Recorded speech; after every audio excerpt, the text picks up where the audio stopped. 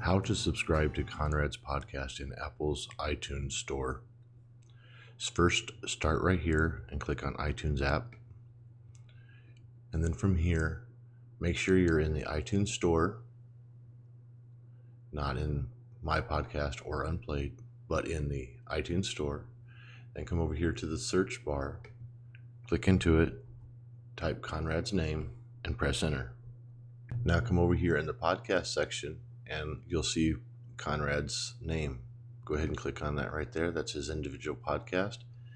And from here, what you can do is you can take a look around and see what's available.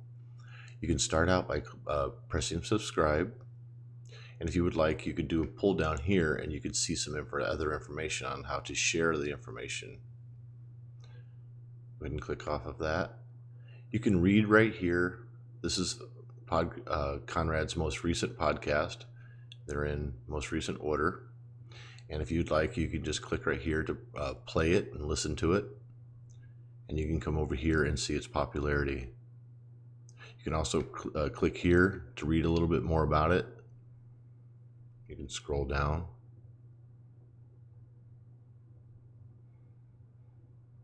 And click off again. Go ahead and dismiss that. And then you can go ahead and come over here. And again, you could get the individual link or share it just by pressing get or share. And then you can come over here and take a look at the reviews, or you could leave a review.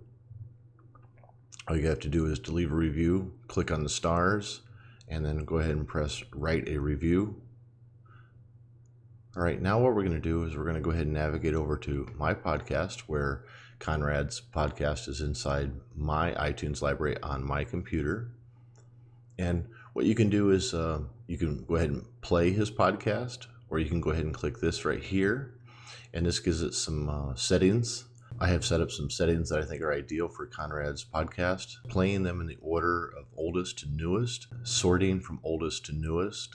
And then right here, you can, if you decide you'd like to unsubscribe, you just go ahead and press that, unsubscribe, subscribe. And then down here, limit episodes. I like to have that on off. And the reason I say that is because I don't want any limits. Download episodes on, and delete played episodes. I like to have that off. I like to delete podcasts when I am done listening to them, and I recommend you do the same. And then go ahead and press done. What you can do now is you can take a look at the individual podcast.